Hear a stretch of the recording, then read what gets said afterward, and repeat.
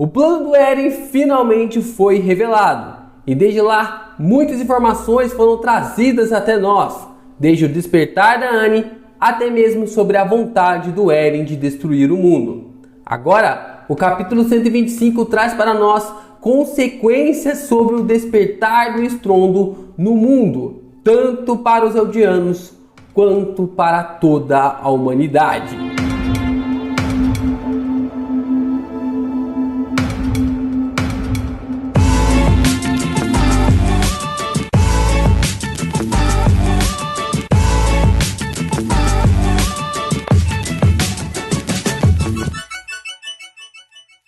Yo, Geeks, aqui é o LP e você está no canal do Geek Brasil. Fiquem ligados porque esse vídeo contém spoilers do capítulo 125 de Shingeki. Sim, pessoal, depois desse ano novo inacreditável, viradas, festas, informações, ufa, tivemos agora a análise e o capítulo 125 de Shingeki. Mas segura um cadinho, porque você já pode deixar o seu like para ajudar no engajamento desse vídeo. Também já chega dando a voadora no botão de se inscrever e também compartilha esse vídeo com seus amigos para que mais fãs de Shingeki acabem chegando até aqui. E se você não sabe aonde ler o mangá, se você tá doido para querer saber aonde eu posso ler o capítulo 125, você pode ler lá no grupo de Discord do Geek Brasil. Sim, o capítulo já está disponível em inglês lá no nosso grupo de Discord, mas está sendo traduzido e em breve publicaremos lá. Então entra lá para a gente poder discutir 24 horas por dia conteúdo sobre Shingeki. O capítulo 125 traz inacreditavelmente 10 plots. Se eu não me engano, se não me falha a memória, fazia muito tempo que o Isayama não desenvolvia tantos plots quanto neste capítulo. Gente, foi muita coisa. Pode ter parecido que ele correu com alguns pontos? Pode, mas eu achei necessário. Eu achei que teve que ter uma corrida ali para realmente chegar no ponto onde ele queria, até mesmo porque a gente sabe que o mangá está sendo encerrado.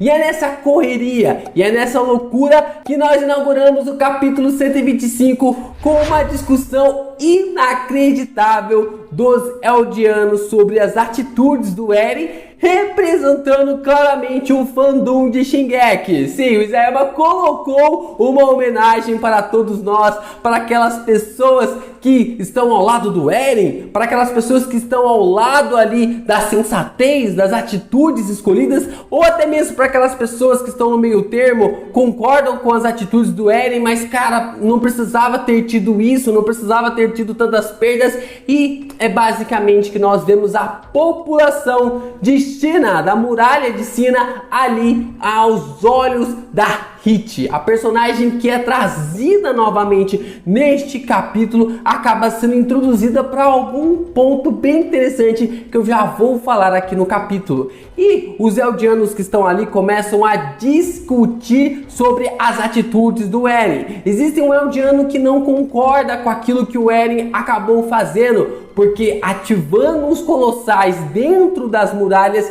ele acabou fazendo que houvesse uma destruição naquele lugar e houve pessoas que acabaram falecendo. Sim, o Eren acabou matando pessoas do seu próprio povo. Olha só que coisa mais complicada. Mas, visto isso, vendo isso pelas palavras do próprio pai, da boca do próprio pai, o povo que está ali ao lado do Eren, que é a maioria esmagadora, começa dizendo para os demais que estão ali contra esse pensamento do Eren, não digo nem contra, mas sim dessa forma tão abrangente que o Eren acabou agindo, dizendo que não, que o Eren precisava fazer isso, que o Eren precisava tomar essas atitudes, porque senão Marlin iria destruir eles, que não se faz omelete sem quebrar ovos, todas essas coisas bem interessantes, esses palavreados que realmente acaba chamando a atenção, essa briga acontecendo entre os figurantes, e no meio disso tudo temos a Hit. A Hit representa aqueles que estão observando os dois lados e fala: mano, que maluquice que está acontecendo? O que aconteceu no mundo agora, no nosso mundo? E não tem como, gente, não tem como deixar de falar sobre a circunstância de um ponto que já estamos debatendo e discutindo isso há muito tempo. O Eren está pronto para eliminar o restante do mundo. Ele está ali para realmente ativar os colossais, para realmente acabar com a humanidade e deixar apenas os Eldianos ali no mundo. Mas, observando essa confusão, observando essa treta envolvendo aos próprios Eldianos que já começaram a se bicar, quando o Eren conseguir destruir toda a humanidade, o que vai impedir dos Eldianos brigarem entre si? E neste capítulo já ficou claro que eles já começaram a brigar. E você cara espectador do canal Geek Brasil, de que lado você está? Você está do lado do Eren, quer ver toda a destruição na humanidade, quer ver Eldia ali realmente prevalecer sobre o restante do mundo? Você que está vendo toda essa catástrofe acontecendo pelo Eren, desses pesares, dessas consequências que acabou acontecendo, de que lado você está? Ou você prefere ficar ali no meio termo, observando realmente as consequências do Eren, achando justo algumas atitudes do próprio, mas observando que as consequências são pesadas demais, que poderia existir outro caminho? O que vocês acham? Deixem aqui nos comentários.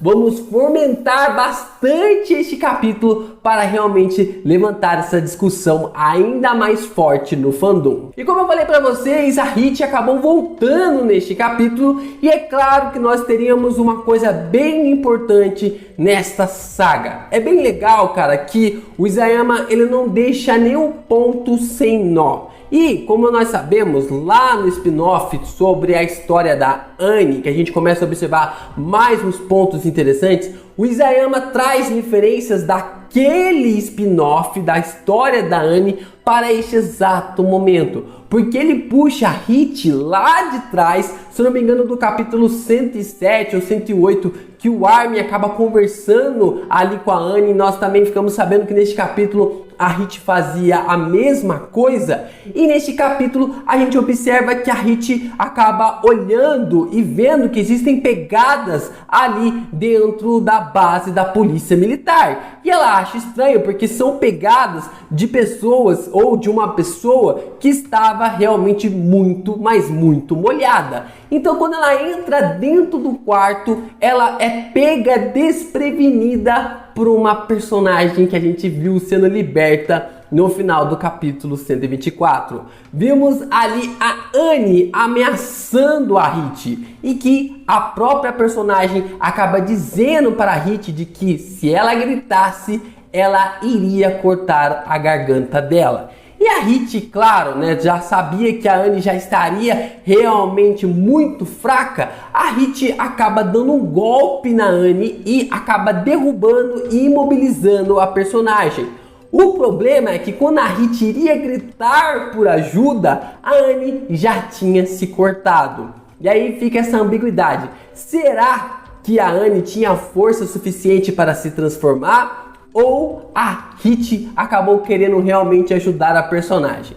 Bom, a gente não sabe, mas basicamente a Hit decide ajudar a Annie ou por simpatia ou por medo, por tudo aquilo que ela já tinha visto sobre o poder da Titã Fêmea. E como eu falei para vocês que tanto o Armin quanto também a Hit estavam utilizando a Annie como um confessionário, basicamente a gente pôde entender que a Annie passou 4 anos totalmente consciente. Ela diz no capítulo que era como se ela estivesse sonhando, mas ao mesmo tempo que ela pudesse ouvir. Ela estava ali no modo de sono de uma forma que esteja numa camada leve, né? Se você puder estudar um pouco mais sobre os sonos, os períodos ou as camadas de sonos dos humanos, né, dos seres humanos, vai perceber que existem várias camadas e profundidade de sonos, e várias vezes eu já tive isso. de estar dormindo, mas ao mesmo tempo conseguir ouvir o que está sendo feito ali ao redor de mim, né? Então a Anne estava tendo basicamente essa camada de sono dentro daquele cristal, que estava reduzindo a energia dela, estava realmente deixando a energia dela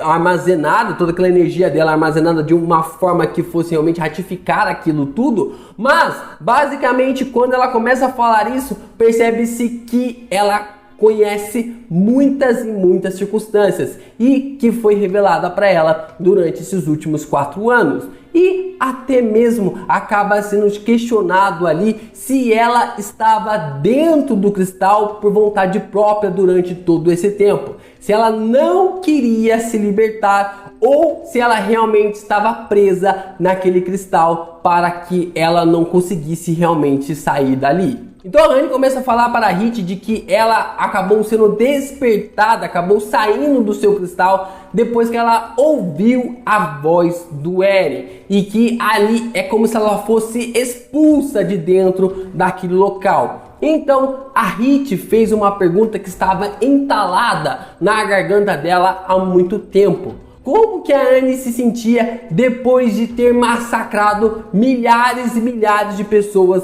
na batalha do Eren contra ela? E nessa perspectiva, a Hit já tinha feito essa pergunta para a Anne quando ela ainda estava na sua forma de cristal. E a Anne acaba respondendo para ela dizendo que não, ela não tinha remorsos, porque ela nunca foi educada para achar que os Eldianos dentro da Ilha Paradis eram seres humanos normais. E isso acabou afetando ela nesse consentimento e realmente tentar entender quem eram os seres humanos e quem eram demônios da ilha. E a gente começa a perceber mais uma vez a força e o tremendo poder que a lavagem e a manipulação cerebral tem. Eu gosto muito da fala do Grisha lá nos flashbacks dele, quando a gente está descobrindo o segredo das muralhas, sobre o que tem no porão do Eren. Ele fala que é muito perigoso quando se tenta manipular a cabeça, o coração de uma criança, né? Que os pais não devem fazer isso. E a gente entende nessa parte que a Anne também foi manipulada, o Reiner também foi manipulado, o Bertolt também foi manipulado, a Gabi também foi manipulado, mas cada um demorou um tempo para entender sobre mais dessa manipulação. E a Anne começa a falar isso sobre não sentir remorsos porque ela foi educada desse jeito. E é nessa parte que a gente começa a entender um pouco mais sobre o passado da Anne e o que fez ela chegar a ser uma guerreira. A Anne nos explica que logo quando era criança, mais ou menos ali recém-nascida, ela foi dada para uma pessoa, ela foi realmente doada para uma pessoa, e essa pessoa, que é o pai da Anne, que é o pai adotivo que a gente já viu em vários flashbacks, várias memórias da personagem, ele acabou criando a Anne para um único objetivo: fazer com que ela se tornasse ali uma guerreira,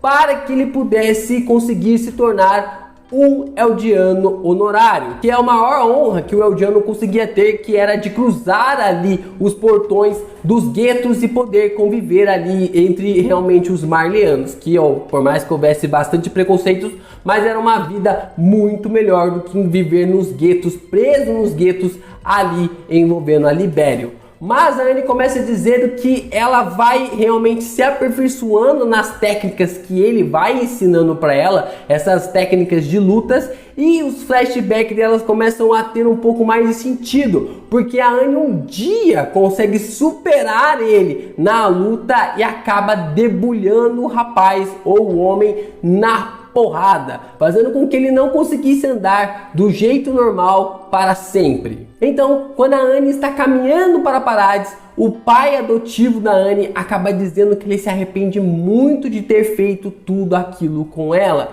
e que não importasse o que ela teria que fazer, ela tinha que voltar viva para ele. Ele fez ela prometer que ela voltaria viva para ele. E a Anne havia prometido que até aquele momento ela não se importava com nada, mas naquele exato local, naquela conversa com seu pai adotivo, ela entendeu que por mais que tenha já uma loucura de criação ou de uma forma absurda que ela provavelmente foi criada, ele se importava com ela e que se arrependia genuinamente quando ela viu aquela atitude do seu pai adotivo de joelhos no chão. E ali ela prometeu com todas as forças que iria voltar para ele. E enquanto a Anne está dizendo tudo isso, está acontecendo uma revolta em Libério. Finalmente parece que os Eldianos ali do lado de fora começaram a se mexer, mas não em apoio ao Eren, mas sim por medo de serem massacrados pelo estrondo, né? Pelo aquilo que está acontecendo ao redor do mundo depois de ter visto a mensagem do Eren. E ali eles se reúnem no portão de Libério para tentar negociar com os guardas para conseguir as suas libertações, para que eles possam sair dali e realmente conseguir tal liberdade. Mas os guardas não acreditam em nenhuma palavra do que eles estão dizendo. Como que eles poderiam saber que realmente o estrondo aconteceu, né? Porque os guardas são marleanos, então não tem como eles terem esse entendimento. E aí eles começam a forçar uma passagem, começam a dizer que em vários locais do mundo todo a mesma coisa está acontecendo. Olha só, o pai da Anne disse claramente que existem vários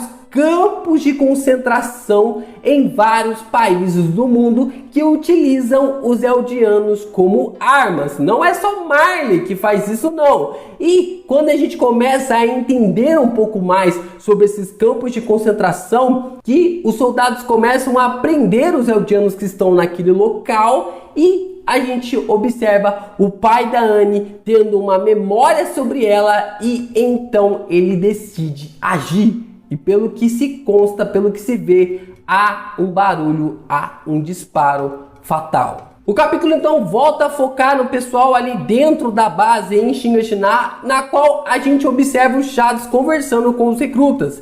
E ele vai dizendo para eles que eles precisam seguir em frente. Mas eles começam a falar de que não vão conseguir ficar sem o Shadow's, que ele realmente conseguiu ajudar eles a conseguir escapar, e o Shadow's fala para eles que não, que ele vai ser morto assim que o Float ou outros personagens que são do bando Jägeristas que vão conseguir ali chegar ao domínio, ao poder, que na verdade eles já estão no poder com suas armas, já tomaram o poder da Ilha Paradis através das suas armas.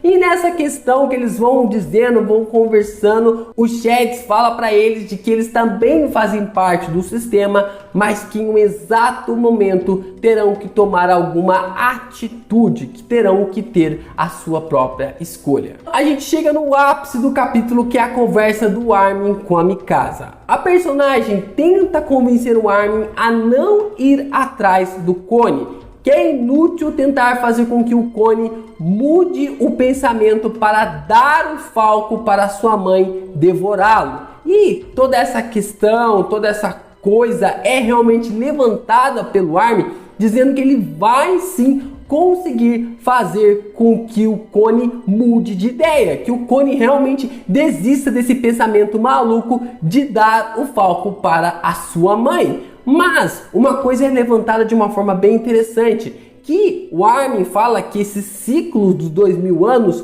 parece que não tem fim, que tudo isso que o Eren está fazendo é basicamente inútil, porque por mais que ele consiga exterminar o mundo todo, o ciclo do ódio sempre vai permanecer. E eu gosto dessa parte porque o Isayama deixa bem claro sobre esse negócio do ciclo do ódio, sobre esse ciclo ali que envolve quase 2000 anos e que o Eren prometeu quebrar de uma vez por todas, mas de um jeito bem estranho, que por mais que tenha suas razões, não deixe de ser um jeito bem estranho. O Armin acaba achando que não vai dar certo, que o plano do Eren não vai dar certo. E isso faz com que ele realmente fique bravo consigo mesmo, dizendo que ele fica ali frustrado de não conseguir pensar em algo e até mesmo de ser passado para trás pelo seu melhor amigo. E ali a Mikasa fica se questionando qual é a sua funcionalidade, o que ela pode fazer, e o Armin acaba dizendo para ela que ela pode ir lá ajudar o Jan,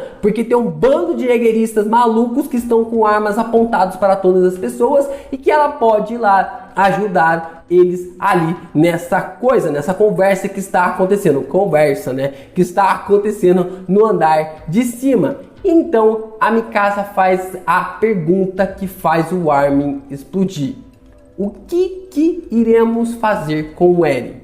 O Armin manda na lata da personagem: eu não sei. O Armin fica puto pra caramba com essa pergunta da Mikasa, dizendo que muitas pessoas realmente esperam bastante coisas dele, e ele fala: gente, eu não sei o que fazer sobre essa escolha do meu melhor amigo, eu simplesmente não sei o que fazer. E ele vai além, ele desabafa aquilo que o fandom todo já está comentando sobre a possibilidade e a escolha do Irving pelo Armin. E a gente entende, cara, a gente entende completamente sobre esse questionamento dessa escolha do Levi de ter salvado o Armin ao invés de ter salvado o Irving, sobre o que o Irving estaria fazendo nesse exato momento. E o Armin responde claramente que o Irving teria uma plena convicção sobre o que fazer. E neste exato momento o Armin dá as costas para Mikasa sem pedir desculpa, sem falar nada, e a gente observa que o cachecol que o Eren deu para Mikasa acabou desaparecendo. Com o Armin saindo da reunião, dessa discussão, mais uma discussão do que uma reunião com a Mikasa, nós vemos a Gabi se despedindo ali da família Brown. Ela se despede da Kaia e o Armin vai conduzir a Gabi até o Connie e o Falco. Enquanto isso, nós observamos ali toda essa discussão acontecendo na parte de cima, na qual se encontram Float e Helena, mais o bando ali dos voluntários e também alguns dos jaegueristas, e também temos ali o Jan. O fato é que essa discussão começa a ficar acalorentada quando o Float dá um tiro na mão de um dos voluntários. E Helena, ela está irreconhecível, gente. É uma coisa que, totalmente acabada, destruída por ter perdido aquilo que ela achava ser a esperança dela. Ela acabou realmente observando o Zack, que pelo tudo consta acabou morrendo. Eu já vou falar disso no final do vídeo. Mas essas circunstâncias acabam destruindo a personagem. Mas alguns voluntários não desistiram de lutar. E o Float começa dando um tiro na mão desse personagem, fazendo com que o Jan tomasse uma atitude dizendo para ele parar. Pelo amor de Deus, para com isso. A gente já tá tendo uma dor de cabeça gigantesca do Eren destruindo o mundo todo, e você tá aqui dando um tiro na mão dos outros. O que você tá achando? E o Float fala para ele: não, calma, que eu tenho tudo sob o controle. E ali o Float começa dizendo, por mais que eu acredito que seja uma mentira do personagem, ele diz que o Eren contou todo o seu plano há quase 10 meses atrás. Sim, há 10 meses o Eren preferiu contar o seu plano para o Float ao invés de contar para a Mikasa e também para o Armin.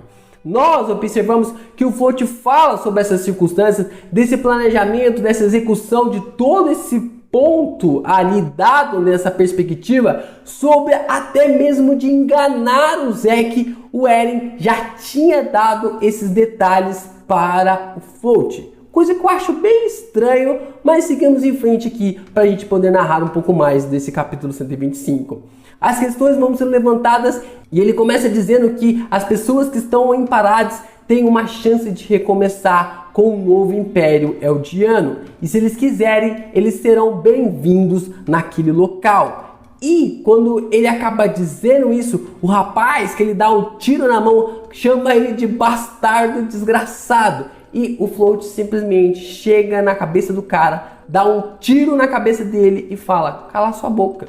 Sim, essa é a parte, é desse jeito que o Float conversa com as pessoas. Eu acho muito perigoso essa coisa do Float estar tendo muita liberdade. E eu acredito que os dias do personagem já estão bem contadinhos na agenda do Isayama. É bem complicada essa situação do Float e eu não consigo simpatizar em zero questões sobre esse personagem, mas é interessante a gente entender como ele está levando essa questão muito, mas muito, até mesmo ao extremo a sério. Float fala para eles que eles precisam ficar de joelhos se aceitam realmente o Império de Eldia, o novo Império de Eldia. E ali o Jan cai de joelhos de uma forma inconsolável. É nesse exato momento que a Mikasa chega no cenário sem entender muita coisa do que está acontecendo, e ali ela chega para o Float e questiona sobre o que está acontecendo. Quem deixou você na cadeia de comando? Cadê a Hange e também o Levi? Cadê o Capitão Levi? E o Float fala: infelizmente, Hange e Levi foram mortos pelo Zeke. Temos também algumas páginas, sim, temos umas páginas sobre Falco e também Connie. Falco que está acordado, que não consegue se lembrar do que aconteceu, ou seja, ele não lembra que acabou explodindo o seu próprio irmão, de que devorou o Galliard, que acabou acontecendo toda aquela confusão em Shiganshina. Muitos detalhes acabaram ficando ocultos para o Falco, que acha até mesmo que o Connie é seu herói, que o Connie ajudou a salvar ele, mas ele não imagina que o personagem está levando ele para ser sacrificado. Mas uma coisa bem interessante, e o olhar do Falco me chamou a atenção nessas páginas, porque o Falco é um garoto muito esperto, né? A gente tem ali que a Gabi é uma pessoa realmente de raciocínio, de disposição, até mesmo de uma mira inacreditável, mas o Falco, ele até mesmo em alguns momentos é superior a Gabi, e ele é esperto demais. E nós sabemos que o Connie, em termos de esperteza, não é tão grandes coisas assim. Então, a gente pode esperar que tenha a existir alguma trama, uma reviravolta envolvendo a esses dois personagens. E essa conclusão e esse parto de coisas que acabou acontecendo leva ao final, aonde nós vemos Pique na sua forma de titã quadrúpede e também uma gafe. Eles estão conversando sobre ver alguns dirigíveis passando direto do ponto de encontro, do ponto de fuga de Marley, e de entender ali de que eles ficarão para trás na Ilha Parades. E nessa questão, nessa conversa da Pique perguntando para o Magaf se ele tinha alguma ideia do que poderia acontecer, o Magaf responde que não, que ele não tem plano nenhum para conseguir realmente parar o estrondo. E é neste exato momento que, depois de um ano, quase um ano lá atrás, a gente vê uma personagem que a gente estava querendo ver há muito tempo. Lá atrás dos dois personagens a gente vê a Hange chamando a atenção deles e, cara, de uma forma alucinante, a Pique vai pra cima dela e a Hange grita: para, por favor, espera! Mas, cara, os dois param. E nesse exato momento a gente começa a observar a Hange falando para os dois de que eles estão desarmados, que são apenas dois refugiados daquela destruição e que precisam de ajuda. E no carro, sendo empurrado, está o Capitão Levi, totalmente enfaixado da cabeça aos pés. E assim o capítulo 125 acaba. Bom, tem duas coisas bem importantes nesse capítulo que eu gostaria de questionar aqui no final desse vídeo, né? Eu sei que vai ter mais vídeos referentes ao capítulo 125 durante esse mês, mas o primeiro ponto que eu queria questionar é: da onde que a Hange conseguiu essas bandagens? Mano, a gente conversando, questionando sobre essas traduções, sobre realmente desde ontem que o capítulo acabou vazando em francês para depois ser traduzido para o inglês. Eu tô questionando da onde que ela conseguiu essas bandagens. Eu só cheguei a duas conclusões, né? Três seria demais. As duas conclusões: o Hange conseguiu de uma forma muito ninja, no modo Beyblade do Levi ali, derrubar 3 soldados jägeristas, que quando vocês percebem lá no capítulo 115, 3 soldados acabam perseguindo eles até ali pelo rio, ou algum personagem ajudou eles. Eu não acredito que a Hange esteja equipado com alguma coisa específica assim, ou se ela tivesse realmente equipado com bandagem para poder socorrer o Levi ou algo desse tipo. Mas existe um ponto que até mesmo eu acho que pode ser um pouco difícil, mas que eles já tenham encontrado a história no meio do caminho. Poderia ser uma possibilidade, poderia ser uma teoria, que eu vou destrinchar isso um pouco mais em um vídeo específico quando eu for falar sobre a trajetória da história. O segundo ponto que eu acho bem importante falar é o desaparecimento do Zack. Será que o Isayama vai fazer mais um ano de desaparecimento do personagem?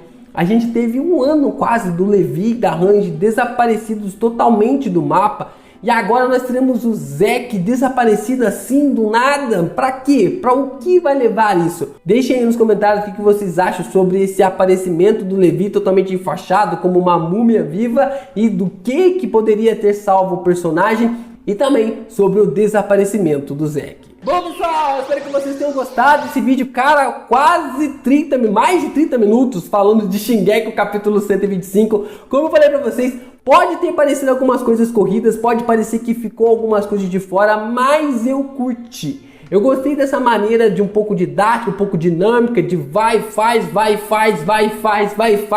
porque nem sempre precisa ter aquela enrolação, aquela explicação, e o Isayama ele é muito bom nisso. Eu gosto disso, né? Dessa parte, não sei se dá pra chamar de rushado, mas eu gosto dessa dinâmica. Eu já prefiro chamar de dinamismo na história, ao invés de criar algo que seja rushado, porque nós estamos falando de um mangá que é mensal. Ele tem 42 páginas para contar uma história todo mês. Ele não tem 22 páginas por semana para realmente destrinchar a sua história. Então fica um pouco mais claro de que o Isayama consegue utilizar muito bem, criando 10 plots em 42 páginas, na minha opinião, maestral. Se você quer ler uma história também, não digo nem ouso dizer que seja tão boa quanto Shingeki no Kyojin, mas que tem uma inspiração muito legal ali na obra do Isayama, é a teoria do caos entre descobertas e sacrifícios. No dia 3 agora de janeiro, nós lançamos o capítulo 4. E agora no dia 11, o capítulo 5 vem aí e está com várias revelações inacreditáveis. Então vai lá na União Mangás, lá que em breve vai ter o capítulo em português também de Shingeki no Kyojin. Lá você já pode ler até o capítulo 4. No Mangá Stream também tem vários lá, para você realmente estar lendo o livro da teoria do caos. E isso é tudo, pessoal! Valeu!